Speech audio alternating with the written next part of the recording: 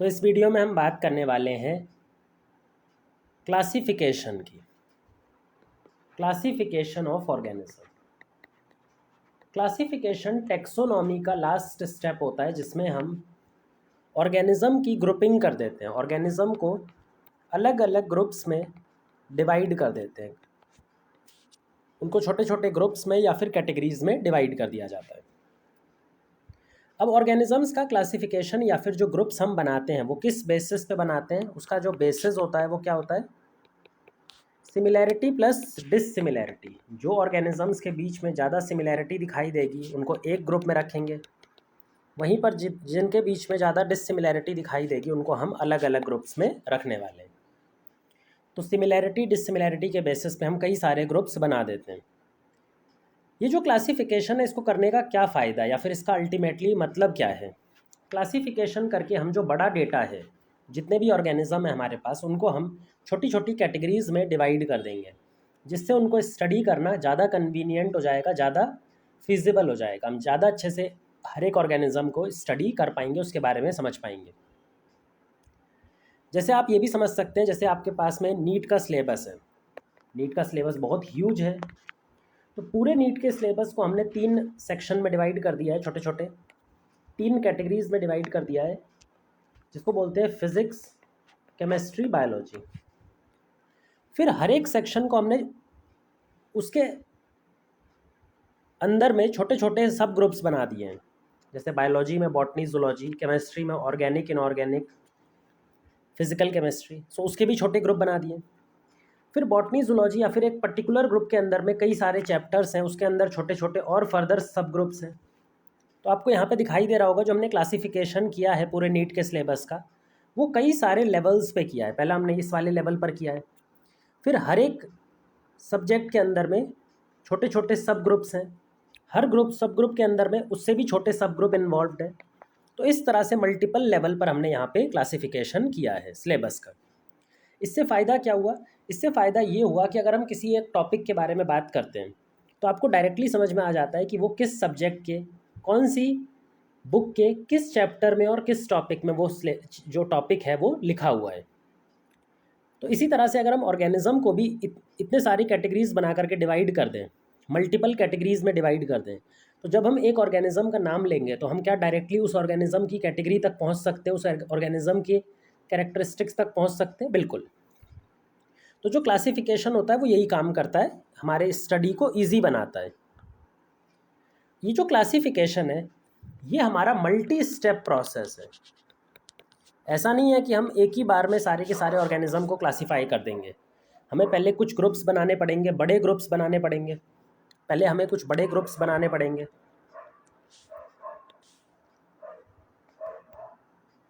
फिर उन बड़े ग्रुप्स में छोटे छोटे ग्रुप्स बनाने पड़ेंगे। ये उस छोटे ग्रुप में उससे छोटा ग्रुप बनाना पड़ेगा, उसके अंदर और बहुत सारे ग्रुप्स होंगे, उसके अंदर और बहुत सारे ग्रुप्स होंगे।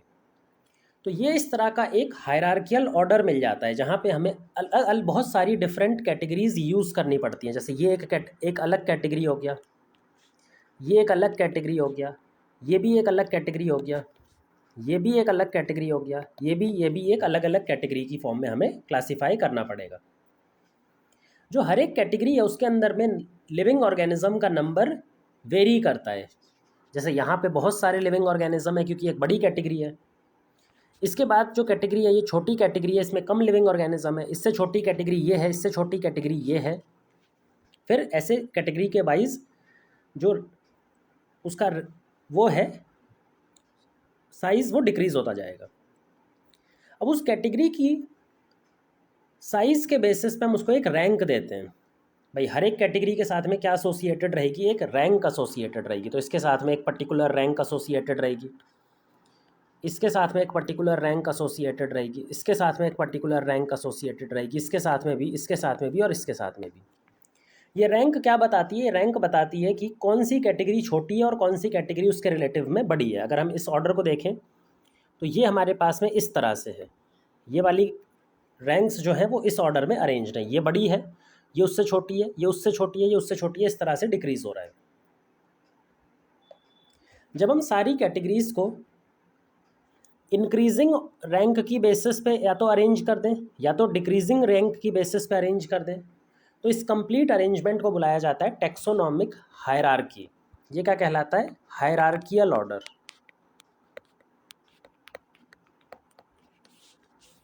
Taxonomical hierarchy.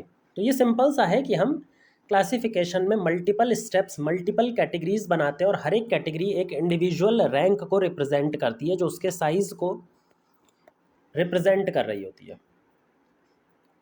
अब ये जो कैटेगरीज हैं, ये डिफरेंट तरह की जो कैटेगरीज हम बनाते हैं, ये भी हम दो तरह से क्लासीफाई कर सकते हैं, दो टाइप्स की डिवाइड कर सकते हैं।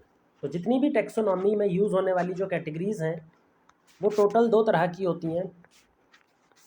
एक बोलते हैं ऑब्लिगेट कैटेगरीज या ब्रॉड कैटेगरीज, ऑब्लिगेट या फिर ब्रॉड, और दूसरी होती हैं सब कैटेगरीज। दूसरी क्या होती हैं? सब कैटेगरीज। जो ऑब्लिगेट या फिर ब्रॉड कैटेगरीज हैं, इनके अंदर में टोटल 7 कैटेगरीज आती हैं। टोटल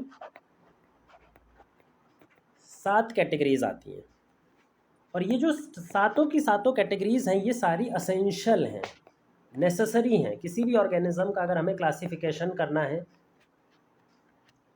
तो इन सातों को इस्तेमाल करना बिल्कुल ज़रूरी है। इनके बिना किसी भी ऑर्गेनिज्म का क्लासिफिकेशन करना पॉसिबल नहीं है, हमेशा इनको यूज़ करना पड़ेगा। अब ये 7 की 7 कौन सी होती हैं? अगर एक हायरार्कियल ऑर्डर में बताएं तो सबसे बड़ा होता है किंगडम,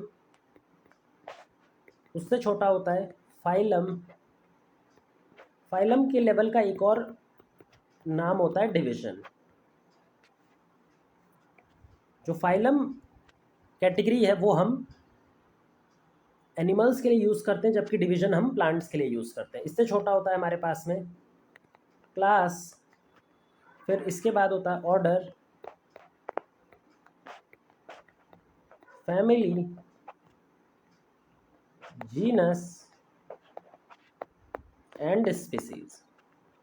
ये पूरी हायरार्कियल ऑर्डर में, मतलब अगर हम नीचे की तरफ जा रहे हैं तो रैंक डिक्रीज होती जा रही है। हर एक कैटेगरी के साथ में जो रैंक है वो कॉन्टिन्यूसली रिड्यूस होती जा रही है। मतलब इसकी रैंक, किंगडम की रैंक ज़्यादा है फाइलम से, फाइलम की रैंक ज़्यादा है क्लास से, क्लास के ज़्यादा है ऑर्डर से, ऑर्डर की फैमिली से, फैमिली की जीनस से, और स्पीसीज़ की सबसे छोटी। तो सबसे छोटी जो टैक्सोनॉमिक कैटेगरी है वो स्पीसीज़ है, और यहाँ पर जो सबसे बड़ी हम बता रहे हैं वो है किंगडम। इन सब की जो रैंक है वो अलग अलग है। इसकी एक पर्टिकुलर रैंक होगी, इसकी एक पर्टिकुलर रैंक होगी, इसकी एक पर्टिकुलर रैंक होगी, इसकी एक पर्टिकुलर रैंक होगी। यहाँ पर दो कैटेगरीज ऐसी हैं जिनकी रैंक सेम है, जिसमें फाइलम आता है और डिवीजन, मतलब ये सेम रैंक की कैटेगरीज हैं। इनको हम अलग अलग ऑर्गेनिज्म के क्लासिफिकेशन के टाइम पर यूज़ करते हैं। अगर हम प्लांट्स का क्लासिफिकेशन करते हैं तो वहाँ पर डिवीजन को यूज़ करते हैं इस रैंक पे, और अगर एनिमल का क्लासिफिकेशन कर रहे होते हैं तो सेम रैंक पे हम फाइलम का इस्तेमाल करते हैं, डिवीजन का इस्तेमाल नहीं करते हैं। तो ये हमारे पास में 7 कैटेगरीज आ गई जो कि असेंशियल कैटेगरीज हैं, नेसेसरी कैटेगरीज हैं, इनको यूज़ करना ज़रूरी है। लेकिन कुछ ऐसी कैटेगरीज हैं जिनको यूज़ करना हमेशा ज़रूरी नहीं होता, ये एडिशनल फॉर्म में यूज़ की जाती हैं। ये एडिशनल कैटेगरीज हैं, एडिशनल कैटेगरीज। साइंटिस्ट अगर चाहे तो इसको यूज़ कर सकता है। इनको यूज़ करके जो क्लासिफिकेशन की एफिशिएंसी है उसको बढ़ा दिया जाता है। जो क्लासिफिकेशन की एफिशिएंसी है, एफिशिएंसी उसको इंक्रीज़ किया जाता है। कहाँ पर यूज़ करते हैं हम सब कैटेगरीज़ को? दो कैटेगरीज़ के बीच में, जो दो ऑब्लिगेट कैटेगरीज़ हैं, दो असेंशियल कैटेगरीज़ हैं, इनके बीच बीच में कहीं यूज़ किया जाता है। जैसे हमारे पास में क्लास और फाइलम है, तो क्लास के ऊपर में एक सब कैटेगरी आ सकती है super phylum, super class, sorry. तो ये सुपर क्लास क्या है? सब कैटेगरी। इसी तरह से सुपर ऑर्डर आ सकता है। सुपर ऑर्डर का मतलब है ऑर्डर से बड़ा वाला, ठीक है। तो इस तरह से हमारे पास आता है। इसके अलावा एक और चीज़ होती है, अगर हमें किसी कैटेगरी से छोटी कैटेगरी को रिप्रेजेंट करना हो तो हम इसको सब लगाते हैं, सब क्लास। तो यहाँ पे हमारे पास में क्या रहेगा, सब क्लास, सब फाइलम। तो यहाँ पे हमारे पास में क्या रहेगा, सब फाइलम। तो किसी ग्रुप से अगर छोटे को रिप्रेजेंट करना हो तो सब लगाते हैं, बड़े को रिप्रेजेंट करना हो क्लास से बड़ा सुपर क्लास, ऑर्डर से बड़ा सुपर ऑर्डर। तो ये हमारे पास में एडिशनल कैटेगरीज हैं या फिर सब कैटेगरीज हैं। इनको हम यूज़ कर सकते हैं लेकिन हमेशा यूज़ करें ये ज़रूरी नहीं है, सिर्फ इंक्रीज़ किया जाता है एफिशिएंसी को, इनको लिए यूज़ किया जाता है। अब हमें जो बात करनी है वो ऑब्लिगेट कैटेगरीज की बात करनी है, क्योंकि हमारे लिए वही ज़रूरी है। अब ये जितनी भी ऑब्लिगेट कैटेगरीज हमने बनाई हैं, ये जितनी भी ऑब्लिगेट कैटेगरीज हमने बनाई हैं वो किसके बेसिस पे बनाई है, सिमिलैरिटीज़ और डिससिमिलैरिटीज़ के बीच में। इसका सिंपल सा मतलब है कि जिनके बीच में बहुत ज़्यादा सिमिलैरिटीज़ होंगी वो हमारे स्पीसीज़ लेवल पर पाए जाएंगे, क्योंकि सबसे छोटे लेवल पर जब हम जाते हैं तो वही ऑर्गेनिज्म साथ साथ रहेंगे जिनके बीच में कैरेक्टर्स बिल्कुल ऑलमोस्ट 100% मैच कर रहे हो। तो स्पीसीज़ लेवल पर जो सिमिलैरिटी होती है ऑर्गेनिजम्स के बीच में वो मैक्सिमम होती है, वो मैक्सिमम होती है। इनके सिमिलर कैरेक्टर्स या फिर कॉमन कैरेक्टर्स आपस में बहुत ज़्यादा लेवल पर मैच करेंगे। वहीं पर जैसे जैसे हम ऊपर की तरफ मूव करेंगे, अगर हम हायरार्कियल ऑर्डर में एक इंक्रीजिंग हायरार्कियल ऑर्डर में मूव करें, ऊपर की तरफ हायरार्कियल ऑर्डर में मूव करें, तो जब हम ऊपर की तरफ मूव करते हैं तो जो सिमिलर कैरेक्टर्स का नंबर है वो रिड्यूस होता जाता है, क्योंकि ग्रुप बड़ा होता जाता है तो उसके अंदर में सिमिलर ऑर्गेनिज्म के साथ में डिससिमिलर टाइप के ऑर्गेनिज्म भी साथ में आने लगते हैं। तो यहाँ पर सिमिलर कैरेक्टर्स लेस होते हैं या लीस्ट होते हैं, सबसे कम होते हैं। जैसे जैसे हम ऊपर जाएंगे तो ऑर्गेनिजम्स के बीच में सिमिलैरिटी बहुत कम हो जाएगी। अगर ऑर्गेनिज्म के बीच में सिमिलैरिटी ऊपर जाने पर कम हो रही है और नीचे जाने पर बढ़ रही है, इसका मतलब ऊपर जाने पर जो ऊपर वाली कैटेगरीज हैं, जो कैटेगरीज जिनकी रैंक ज़्यादा है, वहाँ पर क्लासिफिकेशन को समझना या फिर वहाँ पर एक्चुअल में क्लासिफिकेशन करना हायर रैंक्स का डिफ़िकल्ट होता है, ज़्यादा कॉम्प्लिकेटेड होता है। जो हायर रैंक्स होती है यहाँ पर क्लासिफिकेशन करना ये डिफ़िकल्ट होता है, मुश्किल होता है। वहीं पर अगर हम लोअर रैंक्स की बात करें, लोअर रैंक वाली कैटेगरीज़ की बात करें, तो यहाँ पे सिमिलैरिटीज़ बहुत ज़्यादा होती हैं। तो यहाँ पे हम बहुत ईजिली किसी भी ऑर्गेनिज्म के बीच में सिमिलैरिटी एग्जिस्ट करा सकते हैं, उसको समझ सकते हैं, तो क्लासिफिकेशन करना बहुत ईजी होता है। तो ये है इजी और difficult in classification according to rank. अब ये जो हमने कैटेगरीज बनाई हैं भाई, ये जितनी भी हमने कैटेगरीज बनाई हैं, ये हमने बहुत सारे कैरेक्टरिस्टिक फीचर्स पढ़ के बनाई हैं। इनको बनाने के लिए हम एनाटमी का इस्तेमाल करते हैं, मॉर्फोलॉजी का इस्तेमाल करते हैं, और भी कई सारी चीज़ों का जो कैरेक्टर्स होता है, थाउजेंड्स ऑफ कैरेक्टर को पढ़ के हम ये कैटेगरीज प्रपोज करते हैं। तो ऐसा नहीं है कि ये जो कैटेगरीज हमने बनाई हैं ये सिंपल हम मॉर्फोलॉजिकल बेसिस पे ही बनाई हैं, ये हमने बाहर से देख करके, ये हमने बाहरी कैरेक्टर्स को देख करके सिर्फ ये कैटेगरीज बनाई हैं। जबकि हमने बहुत सारे ऐसे कैरेक्टर्स भी स्टडी किए, इंटरनल कैरेक्टर्स स्टडी किए, एक्सटर्नल कैरेक्टर्स स्टडी किए, एनाटॉमिकल कैरेक्टर्स, मॉर्फोलॉजिकल कैरेक्टर्स, बहुत सारे तरह के कैरेक्टर्स हमने यहाँ पे स्टडी करे हैं। क्योंकि यहाँ पे हमने बहुत सारे कैरेक्टर्स एक साथ स्टडी करके ये 7 कैटेगरीज बनाई हैं। तो ये जो कैटेगरीज होती हैं ये एक्चुअल में ऑर्गेनिजम्स के बीच में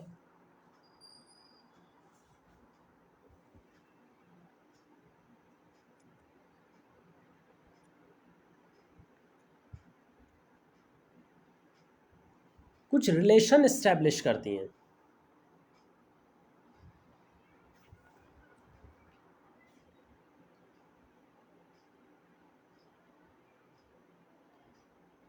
ये डिस्टिंक्ट कैटेगरीज होती हैं, दीज आर डिस्टिंक्ट कैटेगरीज। मतलब इनके अंदर में जो ऑर्गेनिजम्स हैं उनकी बहुत सारी प्रॉपर्टीज़ आपस में मैच करती हैं, और वो प्रॉपर्टीज़ दूसरे किसी ग्रुप से, दूसरी किसी कैटेगरी से अलग अलग होती है। इसीलिए हमने ये कैटेगरी एक्चुअल में बनाई है। तो हमने यहाँ पे कैटेगरी पढ़ ली, कैटेगरी के टाइप्स पढ़ लिए, कैटेगरी की रैंक क्या होती है और रैंक किस तरह से एक पर्टिकुलर कैटेगरी को रिप्रेजेंट करता है ये समझ लिया। अब इन्हीं चीज़ से एक चीज़ और जुड़ी हुई है, टैक्सॉन। अब टैक्सॉन क्या होता है वो समझना है हमें। भाई रैंक, कैटेगरी ये सब तो समझ ली, अब टैक्सॉन का मतलब क्या होता है। तो यहाँ पे हम लिखते हैं टैक्सन।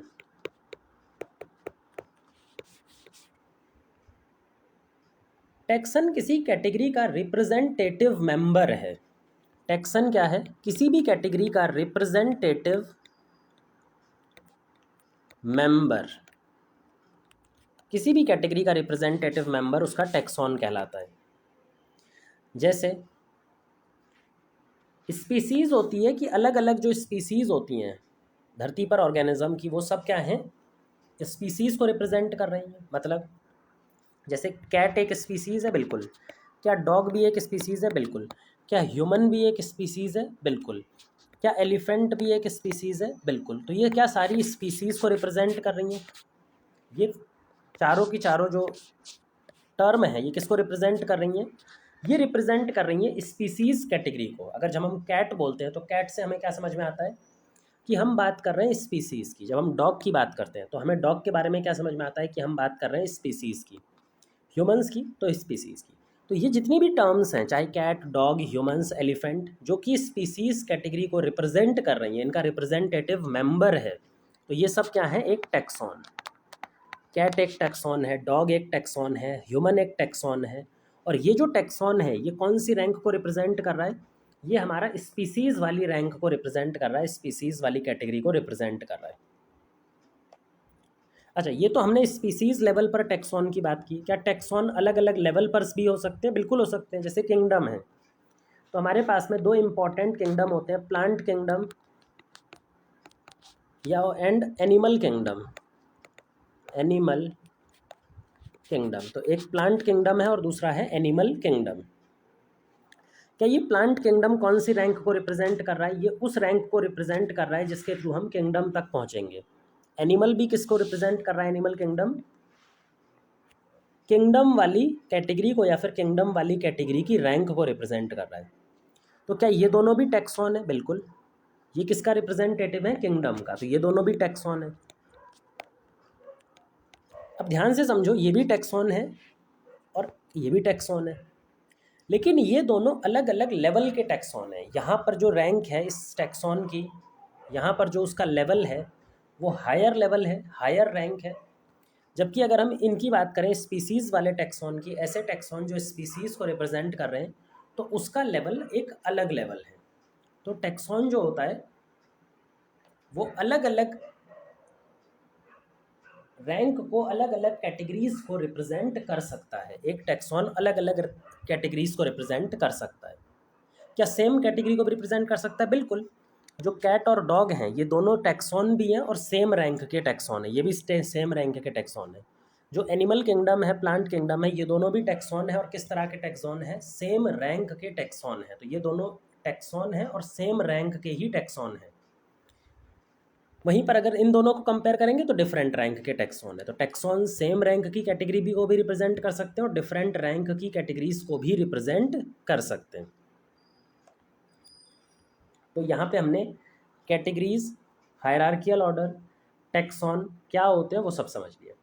अब जो ऑब्लिगेट कैटेगरीज थी जिनका टोटल नंबर कितना था, 7। तो जो ऑब्लिगेट कैटेगरीज थी जिनका टोटल नंबर कितना था, 7 ऑब्लिगेट कैटेगरीज, उनके बारे में हमें एक एक करके पढ़ना पड़ेगा, from lower level to higher level. सबसे लोएस्ट लेवल पे क्या आता है, स्पीसीज, और सबसे हाईएस्ट लेवल पर किंगडम। तो एक बार हम स्पीसीज लेवल से ऊपर की तरफ मूव करते हैं।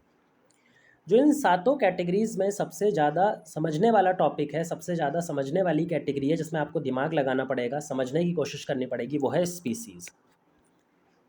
क्योंकि जितनी भी हायर कैटेगरीज हैं, चाहे हम जीनस की बात करें, चाहे हम फैमिली की बात करें, क्लास ऑर्डर की बात करें, क्लास की बात करें, वो सब नीचे वाली कैटेगरीज का ग्रुप हैं। जैसे अगर आपको ये समझाना हो कि एक जीनस क्या होता है, तो जीनस क्या है, स्पीसीज़ का ग्रुप, जो आपस में रिलेटेड स्पीसीज़ होती हैं उनका ग्रुप। एक फैमिली क्या होती है? फैमिली रिलेटेड जीनस का एक ग्रुप होती है। ऑर्डर क्या होता है? ऑर्डर रिलेटेड फैमिलीज का एक ग्रुप होता है। क्लास क्या होती है? रिलेटेड ऑर्डर्स का एक ग्रुप होता है। लेकिन अगर सबसे लास्ट वाली सबसे छोटी इकाई आपको समझानी हो स्पीसीज, तो ये तो किसी का ग्रुप नहीं है, इसको तो आपको अलग तरीके से ही समझना पड़ेगा। एक बार आपको स्पीसीज समझ में आ गई तो जितनी भी हायर ऑर्डर कैटेगरीज हैं वो भी अपने आप समझ में आ जाएंगी। तो सबसे पहला और सबसे इंपॉर्टेंट है species, which is the smallest category.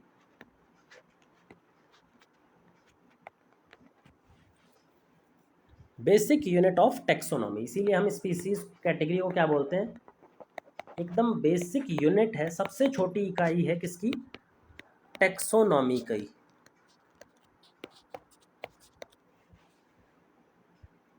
अब ये जो स्पीसीज होती है वो किस तरह का ऑर्गेनिज्म का ग्रुप स्पीसीज कहलाता है?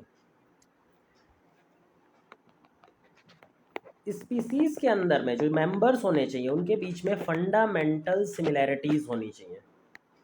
बहुत ही बुनियादी तौर पर जो सिमिलैरिटीज होनी चाहिए वो आपको दिखाई देनी चाहिए, बहुत ही बुनियादी लेवल पर। जैसे कि मॉर्फोलॉजिकली डिस्टिंक्ट होने चाहिए, मॉर्फोलॉजिकली डिस्टिंक्ट, अलग होने चाहिए फ्रॉम अदर स्पीसीज।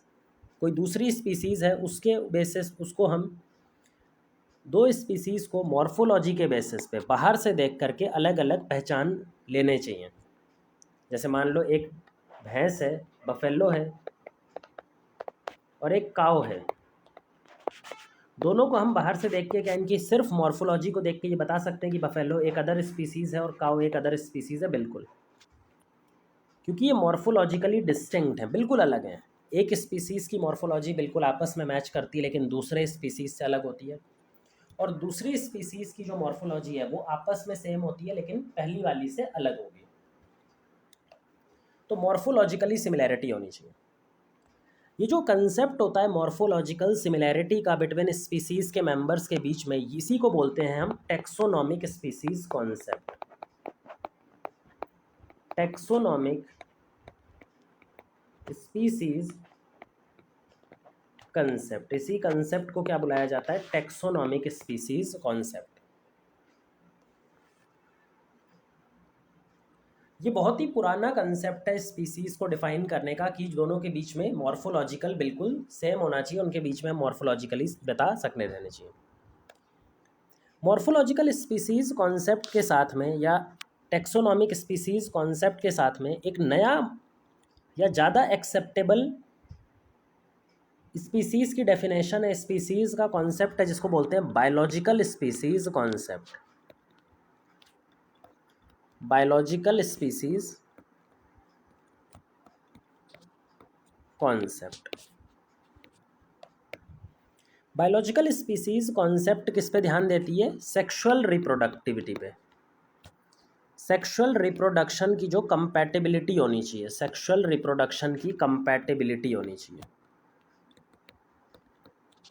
ये क्या बोलती है बायोलॉजिकल स्पीसीज़ कंसेप्ट? कि हम एक स्पीसीज़ में उन्हीं मेंबर्स को साथ में रख सकते हैं जो आपस में सेक्सुअल रिप्रोडक्शन करते हैं और सेक्सुअल रिप्रोडक्शन करके फर्टाइल ऑफस्प्रिंग बना सकें। सेक्सुअल रिप्रोडक्शन तो करें ही, बट सेक्सुअल रिप्रोडक्शन करने के बाद में जो नेक्स्ट जनरेशन के ऑफस्प्रिंग बने वो भी फर्टाइल होने चाहिए, मतलब वो आगे चल करके खुद भी आगे रिप्रोड्यूस करने में केपेबल होने चाहिए। ऐसा नहीं हो कि भाई बच्चे तो बन गए बट बच्चे सेक्सुअली फर्टाइल नहीं है, आगे खुद नई जनरेशन बनाने में केपेबल ना हो, तो ऐसा नहीं होना चाहिए, वो फर्टाइल ऑफस्प्रिंग बनने चाहिए।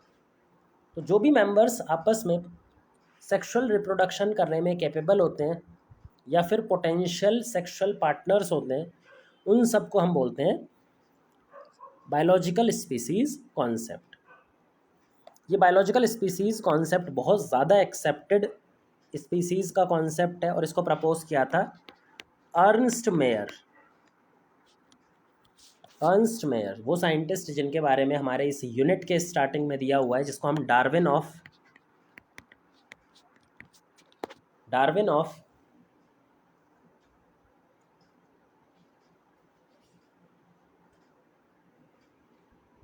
20th सेंचुरी भी बोलते हैं, डार्विन ऑफ 20th सेंचुरी। इन्होंने ही सबसे पहले इस बायोलॉजिकल स्पीसीज कॉन्सेप्ट को प्रपोज किया था।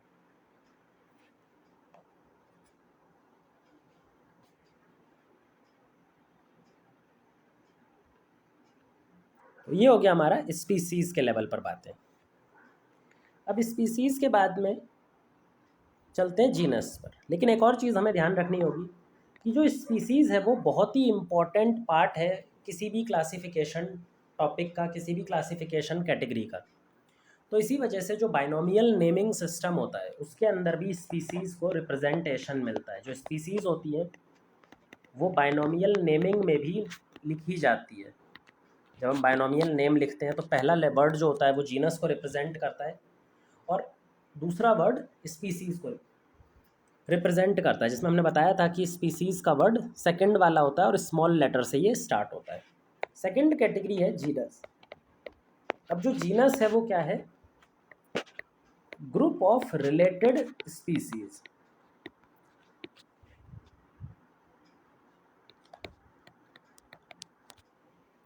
ग्रुप ऑफ रिलेटेड स्पीसीज, ऐसी स्पीसीज जो आपस में सिमिलैरिटीज़ दिखाती हैं, ज़्यादा सिमिलैरिटीज़ दिखाती हैं एज़ कम्पेयर टू दूसरे जीनस की स्पीसीज़ के। ये जो जीनस है ये भी हमारा बाइनोमियल नेमिंग सिस्टम में लिखा जाता है। जो पहला लेटर होता है, फर्स्ट वर्ड जो होता है किसी भी बाइनोमियल नेमिंग का, वो जीनस को ही रिप्रेजेंट करता है और कैपिटल लेटर से लिखा जाता है। एक जीनस के अंदर में मल्टीपल स्पीसीज हो सकती हैं जो आपस में रिलेटेड हो। जैसे कुछ एग्जाम्पल हमें देखने हैं, यहाँ पर एनसीईआरटी में ही कुछ एग्जाम्पल दिए हैं। प्लांट जीनस का एक एग्जाम्पल दिया है जिसका नाम है सोलेनम। सोलेनम एक जीनस है। इस जीनस में 3 डिफरेंट स्पीसीज या 3 डिफरेंट प्लांट्स दिए हुए हैं। सोलेनम, ट्यूबरोसम जिसको आलू भी बोलते हैं, सोलेनम मेलोंजिना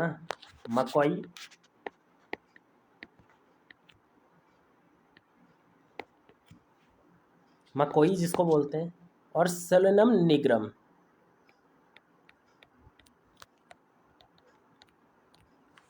जिसको हम बैगन बोलते हैं। तो सोलेनम निग्रम क्या है? बैगन। सोलेनम मेलोंजिना क्या है?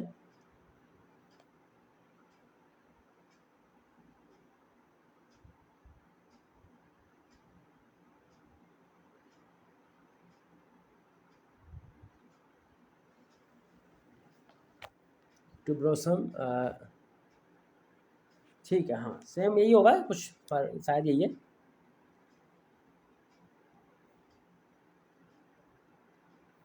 तो सोलेनम, ट्यूबरोसम, मेलोंजिना और निग्रम जो है ये अलग अलग स्पीसीज़ हैं। ये एक अलग स्पीसीज़ है, ये भी एक अलग स्पीसीज़ और ये भी एक अलग स्पीसीज़ है, बट ये तीनों सेम जीनस को बिलोंग करती हैं, सोलेनम को। तो ये प्लांट जीनस की बात हो गई। प्लांट जीनस के बाद में तुम्हें एनिमल जीनस भी दिया हुआ है। जो एनिमल जीनस यहाँ पर दिया हुआ है वो है पैंथरा।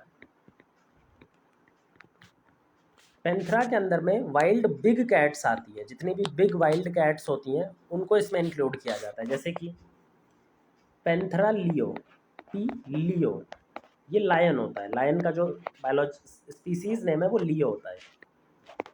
पैंथरा पारडस जो कि पैंथर को बोला जाता है, तो लेपर्ड को बोला जाता है पैंथरा पारडस।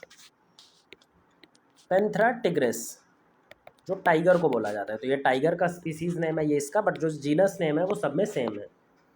तो ये टाइगर, ये तीनों जो मेंबर्स हैं, बड़ी कैट्स हैं, बिग कैट्स हैं, लेपर्ड, टाइगर और लायन, ये तीनों ही पैंथरा जीनस में आती हैं। जैसे बिग कैट्स पैंथरा जीनस में आती हैं, उसी तरह से जो हाउस कैट होती हैं या फिर जो नॉर्मल कैट्स होती हैं, जो बिग कैट्स नहीं होती, नॉर्मल कैट्स होती हैं, उनको हम कौन से जीनस में रखते हैं? उनको हम रखते हैं एक जीनस फेलिस में। उनको हम फेलिस जीनस में रखा जाता है। वहीं पे अगर हम डॉग्स की बात करें, जो हमारे डॉग्स होते हैं उनको हम जीनस कैनिस में रखते हैं। तो those are in the genus Canis, जबकि कैट्स किस में है? फेलिस में। ह्यूमंस की बात करें तो ह्यूमंस का भी जीनस और स्पीसीज हमें पता होना चाहिए। ह्यूमंस का जो जीनस है वो है होमो सेपियंस, ये हमारा टोटल नेम है होमो सेपियंस। तो जो हमारा जीनस है वो होमो है और सेपियंस मतलब हमारा स्पीसीज नेम। तो स्पीसीज नेम है सेपियंस और जीनस नेम है होमो। अब नेक्स्ट कैटेगरी पर चलते हैं जिसका नाम है फैमिली। फैमिली क्या है? फैमिली एक ऐसा कैटेगरी है जिसमें हम रिलेटेड ग्रुप्स ऑफ जीनस को डालते हैं। तो जो भी जीनस आपस में रिलेटेड हैं वो सारे जीनस मिल करके एक फैमिली का प्रोडक्शन, फैमिली कैटेगरी बनाते हैं। तो नेक्स्ट कैटेगरी हो गई फैमिली। फैमिली क्या है? Group of related genuses. जो भी रिलेटेड जीनस हैं वो सब मिल करके एक कैटेगरी बनाते हैं जिसका नाम है फैमिली। अब ये जो फैमिली है इसके अंदर में जो जीनस हैं, इसके अंदर में जो जीनस हैं वो जीनस रखे जाएंगे जिनके अंदर कैटेगरी, जिनके अंदर में सिमिलैरिटी ज़्यादा हो। मतलब मान लो ये हमारे पास में एक फैमिली है, तो इसके अंदर में हम कौन से जीनस को रखेंगे? जीनस, ये जीनस, ये अलग अलग जीनस रखे हैं। और ये एक दूसरी फैमिली है, फैमिली 2, ये फैमिली 1 की। यहाँ पर भी कुछ जीनस को रखा जाएगा। तो इन जीनस के बीच में सिमिलैरिटी ज़्यादा होनी चाहिए एज़ कम्पेयर टू इन जीनस के बीच में, इनके बीच में आपसी सिमिलैरिटीज़ के बीच में। तो हम उनको एक फैमिली में रखा जा सकता है।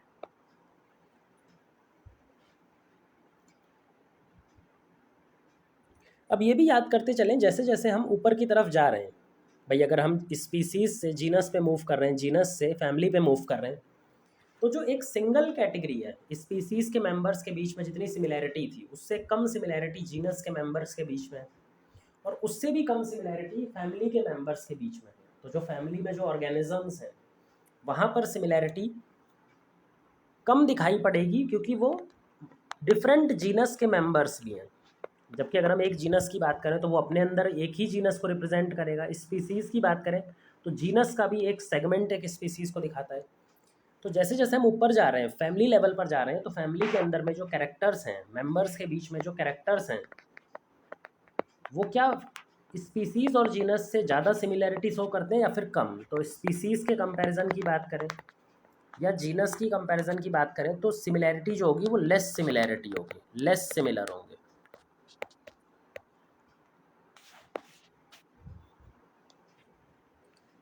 तो ये क्योंकि हम इसको आगे की तरफ बढ़ाते हुए जा रहे हैं। अब जीनस जो फैमिली है उसके बारे में कुछ बेसिक बातें और पता होनी चाहिए। अगर हम प्लांट फैमिली की बात करें, क्योंकि हम आगे की तरफ मूव करते हुए जा रहे हैं अब, तो जब प्लांट फैमिली बनती है तो प्लांट की फैमिली में अब इसको बनाने के लिए हमें वेजिटेटिव कैरेक्टर्स की भी ज़रूरत पड़ेगी प्लस रिप्रोडक्टिव कैरेक्टर्स की भी ज़रूरत पड़ेगी। वेजिटेटिव कैरेक्टर्स यानी कि प्लांट की जो स्टेम होती है, रूट होती है और जो लीफ होती है, जो वेजिटेटिव काम करती है, नॉर्मल काम करती है। रिप्रोडक्टिव यानी कि जो उसके फ्लावर होते हैं और फ्लावर से रिलेटेड जितनी भी चीज़ें होती हैं वो सब कुछ रिप्रोडक्टिव फीचर में आता है। तो हमें वेजिटेटिव कैरेक्टर्स के भी फीचर्स पढ़ने हैं और रिप्रोडक्टिव कैरेक्टर्स के भी फीचर पढ़ने हैं। इसके भी फीचर पढ़ेंगे, इसके भी फीचर पढ़ेंगे, उसके बेसिस पे ही हम फैमिली बना सकते हैं। अगर इन दोनों में से ज़्यादा इंपॉर्टेंस की बात करें तो ज़्यादा इंपॉर्टेंस दी जाती है रिप्रोडक्टिव फीचर या फिर फ्लावर को, क्योंकि फ्लावर के कैरेक्टर्स ज़्यादा कंजर्व्ड हैं, ज़्यादा स्टेबल होते हैं। ये ज़्यादा कंजर्व्ड हैं या फिर ज़्यादा स्टेबल हैं, जनरेशन आफ्टर जनरेशन ये ज़्यादा स्टेबल होते हैं, चेंज नहीं दिखाई पड़ता, या सीज़न के अकॉर्डिंग, एनवायरनमेंट के अकॉर्डिंग, टाइम के अकॉर्डिंग चेंज नहीं दिखाई पड़ता। जबकि वेजिटेटिव कैरेक्टर्स बहुत ही तेज़ी से, अगर सीजनल चेंज आ गया, टाइम टेम्पोरल चेंज आ गया, साल का अलग अलग ईयर अगर चल रहा है, तो वेजिटेटिव जो कैरेक्टर्स हैं इनमें चेंज आ सकता है। लेकिन फैमिली बनाने के लिए फिर भी हम दोनों कैरेक्टर्स को ही पढ़ेंगे। ज़्यादा इंपॉर्टेंस रिप्रोडक्टिव को दिया जाएगा। अगर मान लो स्टेम में, रूट में और लीफ में डिफरेंस है लेकिन उस प्लांट के फ्लावर सेम दिखाई पड़ रहे हैं तो हम उसको एक ही फैमिली में ऐड करेंगे। अब कुछ एग्जाम्पल भी दिए हुए हैं, जो प्लांट फैमिली के एग्जाम्पल हमारे पास में दे रखे हैं, एक बार हमें वो पता होना चाहिए। तो प्लांट्स की एक फैमिली दी हुई है सोलेनेसी। तो प्लांट्स की एक फैमिली दी हुई है सोलेनेसी। सोलेनेसी फैमिली के अंदर में जो जीनस इन्वॉल्व होते हैं, जीनस इसके अंदर में आते हैं, उसमें है सोलेनम,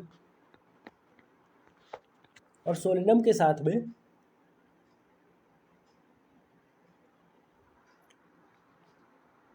पेटूनिया, ये भी एक जीनस है, और दतूरा, ये भी एक जीनस है। ये तीनों जीनस किस में रखे जाते हैं? सोलेनेसी फैमिली में। सोलेनेसी फैमिली में तीनों के तीनों जीनस रखे जाते हैं, सेम फैमिली को बिलोंग करते हैं।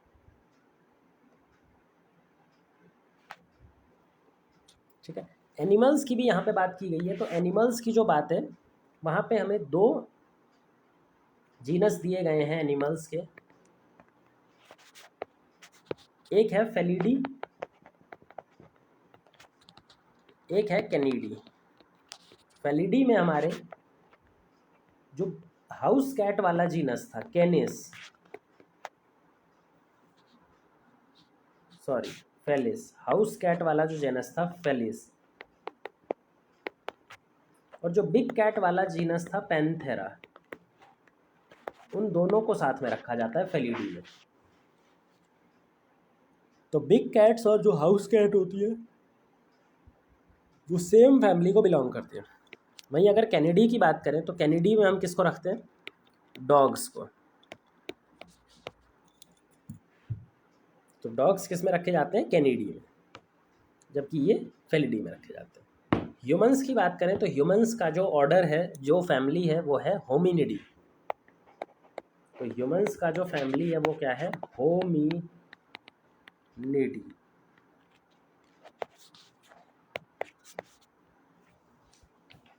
अब बात करते हैं ऑर्डर की। नेक्स्ट जो कैटेगरी है फैमिली के ऊपर, जो कैटेगरी है दैट इज ऑर्डर।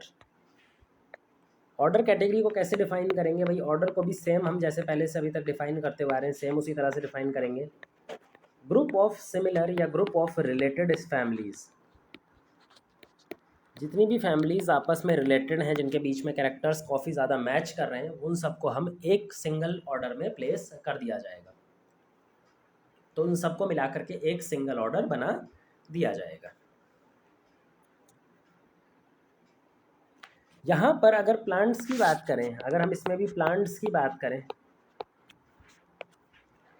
तो क्योंकि हमारे पास ऑर्डर हायर कैटेगरी है फैमिली से भी, तो यहाँ पे वेजिटेटिव कैरेक्टर्स तो अब सिमिलर दिखाई देना बंद हो जाएंगे। वेजिटेटिव कैरेक्टर्स अब ऑर्डर के लेवल पर आने पर बहुत ही कम दिखाई पड़ते हैं जो सेम हो। तो ज़्यादातर हम किसको यूज़ करेंगे? फ्लावर के कैरेक्टर्स को या रिप्रोडक्टिव कैरेक्टर्स को, जिनको हम फ्लोरल कैरेक्टर्स भी बोलते हैं।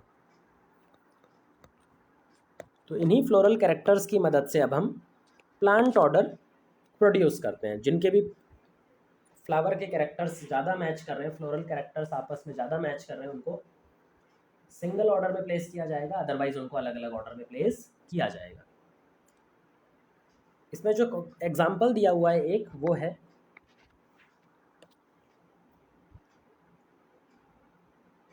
Polemoniales order. पॉलीमोनियल्स ऑर्डर, जो पॉलीमोनियल्स ऑर्डर है इसके अंदर में फैमिली आती है सोलेनेसी और कन्वॉल्व्यूलेसी। कन्वॉल्व्यूलेसी,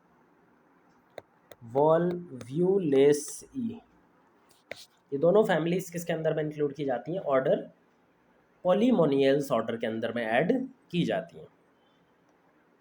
ये तो प्लांट की बात हो गई। अब प्लांट के अलावा एनिमल्स के भी कुछ ऑर्डर दिए हुए हैं, जिसमें सबसे इम्पॉर्टेंट है Carnivora order. Carnivora order, Carnivora मतलब जो भी एनिमल्स कार्निवोरस नेचर के होते हैं, दूसरे ऑर्गेनिज्म को फीड करते हैं, उसी को मिला के बोलते हैं कार्निवोरा। इस कार्निवोरा ऑर्डर में हमारा कैनिडी ऑर्डर भी आता है, जिसमें डॉग्स वगैरह, वुल्फ्स वगैरह, हाइनास वगैरह लकड़बग्घे आते हैं, और फेलिडी भी आता है जिसमें हाउस कैट और बिग कैट्स दोनों मिला करके जो फैमिली फेलिडी बनी थी वो भी कार्निवोरा ऑर्डर में प्लेस की जाती है। और जो कैनिडी ऑर्डर है जिसमें डॉग्स वगैरह प्लेस किए जाते हैं वो भी कार्निवोरा ऑर्डर में ही प्लेस किया जाता है।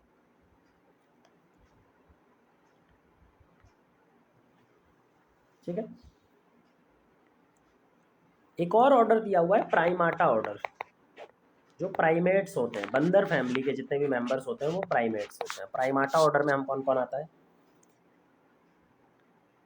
प्राइमेटा ऑर्डर के अंदर में मंकी आता है, गोरिल्ला आता है, गिब्बन आता है, ह्यूमंस आते हैं। मंकी एंड मंकी फैमिलीज सारी की सारी प्राइमेटा ऑर्डर में आती है। अब नेक्स्ट चलते हैं क्लास ऑर्डर के बाद में हमारे पास में नेक्स्ट कैटेगरी कौन सी है? क्लास। क्लास को कैसे डिफाइन करोगे? क्लास को हम डिफाइन करते हैं as a group of related orders. जो भी एक ग्रुप है कई सारे रिलेटेड ऑर्डर्स का, बहुत सारे ऑर्डर्स को मिला करके एक क्लास का फॉर्मेशन होता है, जिसमें प्लांट्स के अंदर में बहुत इंपॉर्टेंट क्लास हम पढ़ने वाले हैं मोनोकॉट और डाइकॉट। एक मोनोकॉट क्लास पढ़ेंगे और एक डाइकॉट या डाइकोटिलिडनस प्लांट। मोनोकॉट और मोनोकोटिलिडनस प्लांट और डाइकोटिलिडनस प्लांट, ये फ्लावरिंग प्लांट्स या फिर एंजियोस्पर्म की दो इम्पॉर्टेंट क्लास हैं। वो पूरा का पूरा जो बॉटनी है वो डाइकॉट और मोनोकॉट पर ही टिका हुआ है, तो ये तो आपको पता ही होना चाहिए। वहीं पर अगर एनिमल्स की बात करें तो एनिमल्स के अंदर भी हमें क्लास लेवल तक पढ़ना रहता है, पर्टिकुलरली जो वर्टिब्रेट्स रहते हैं उनके अंदर। हमारे पास में एक क्लास होती है मैमल्स। मैमल्स यानी कि जिनके पास मेमोरी ग्लैंड्स होते हैं। अपने यंग वंस को, बच्चों को नरिश करने के लिए उनके पास में मेमोरी ग्लैंड्स होते हैं, ब्रेस्ट होते हैं, और उनके थ्रू मिल्क प्रोड्यूस होता है जो नए बेबी को नरिशमेंट प्रोवाइड करने में हेल्प करता है। इस क्लास मेमेलिया के अंदर में हमारा जो ऑर्डर कार्निवोरा है वो भी आएगा, जो ऑर्डर प्राइमाटा है वो भी आएगा, सब कुछ इसी में आएगा मेमेलिया के अंदर। मैमल्स के अलावा फिश एक क्लास, फिश क्या होता है? एक क्लास होती है। फिश के अंदर अलग अलग तरह की फिशेस इन्वॉल्व रहती हैं, इस तरह से अलग अलग क्लास यहाँ पे होती है। क्लास के बाद में अब हम चलते हैं फाइलम पर या डिवीजन पर। फाइलम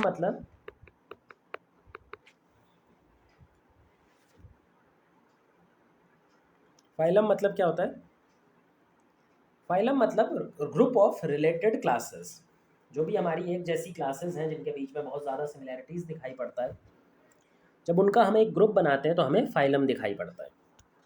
फाइलम हम यूज़ करते हैं फॉर एनिमल्स के लिए। वहीं पर अगर हम प्लांट्स के लिए यूज़ कर रहे हैं तो फाइलम की जगह हम सेम कैटेगरी के लेवल पर क्या यूज़ करते हैं? डिवीजन। डिवीजन का इस्तेमाल करते हैं। तो जो फाइलम लेवल तक हमें पढ़ना है वो सिर्फ एनिमल क्लासिफिकेशन में वर्टिब्रेट्स का पढ़ना होता है। तो हमें सिर्फ और सिर्फ एनिमल्स के अंदर में फाइलम लेवल तक जाने की ज़रूरत रहेगी। जैसे कि हमारे पास में जो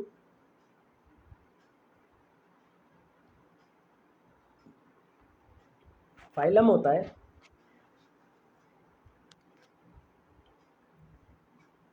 वो है कॉर्डेटा। कॉर्डेटा एक फाइलम है, और कॉर्डेटा फाइलम में कौन से एनिमल्स को रखा जाता है? जिनके पास में नोटोकॉर्ड प्रेजेंट होती है। जिनके पास में एक नोटोकॉर्ड प्रेजेंट होती है डॉर्सल साइड पे, पीठ वाली साइड पे, पीछे डॉर्सल साइड पे एक नोटोकॉर्ड प्रेजेंट होनी चाहिए। नोटोकॉर्ड के अलावा भी कुछ फीचर्स होते हैं। हॉलो न न्यूरल कॉर्ड, एक डॉर्सल हॉलो कॉर्ड, और ये कैसी होनी चाहिए? हॉलो।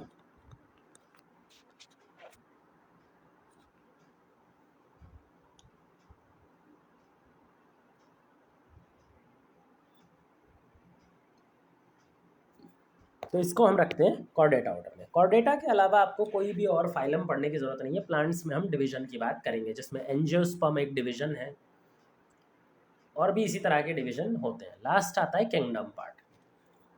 अब इसमें सबसे लास्ट पार्ट क्या है? Kingdom part. सबसे बड़ी वाली कैटेगरी, सबसे बड़ा वाला जो रैंक का कैटेगरी है उसको बोलते हैं किंगडम। किंगडम के अंदर में सारे के सारे जो ग्रुप्स के अंदर मेंबर है वो इन्वॉल्व किए जाते हैं। जैसे एक प्लांट किंगडम होता है या प्लांटी किंगडम होता है, तो प्लांटी किंगडम में हर तरह के प्लांट्स इन्वॉल्व किए जाएंगे। एक एनिमेलिया किंगडम होता है जिसमें हर तरह के एनिमल्स इन्वॉल्व किए जाएंगे। कोई सा भी एनिमल हो किसी भी कैटेगरी का, वो सब किस में रखा जाता है? एक बड़े ग्रुप के अंदर, प्लांटी और एनिमल रेस्पेक्टिवली। ठीक है, तो ये हमारे पास में अलग अलग तरह के क्लासिफिकेशन कैटेगरीज की बात हो गई। अब क्लासिफिकेशन कैटेगरीज को पहचानने के लिए हमने कुछ स्पेसिफिक टर्म्स डेवलप कर लिए हैं, स्पेसिफिक सफिक्स डेवलप कर लिए हैं, जिसको हम उस पर्टिकुलर कैटेगरी को रिप्रेजेंटेशन के तौर पे यूज़ करते हैं। जैसे हमारे पास में किंगडम है, फाइलम है या डिवीज़न, उसी पर याद रख लो, क्लास है, ऑर्डर है, फैमिली है, जीनस है और स्पीसीज़ है। इन चारों में से जो फाइलम होता है, जो क्लास होता है, जो ऑर्डर होता है और जो फैमिली होता है, इनके लिए हम कुछ स्पेशल सफिक्स का यूज़ करते हैं। इनको रिप्रेजेंट करने वाली जो टर्म्स हैं उनके पीछे हम कुछ ऐसा कैरेक्टरिस्टिक टर्म रिप्रेजेंट लिख देते हैं जो इनको समझने में मदद करेगा। इसमें से जो इम्पोर्टेंट सफिक्स हैं जो आपको याद रखने हैं, जो एनसीईआरटी में भी दिए हुए हैं, वो है फैमिली और ऑर्डर के लिए। फैमिली के लिए जो प्लांट्स बॉडी में, प्लांट्स के अंदर यूज़ किया जाता है सफिक्स, वो है AC।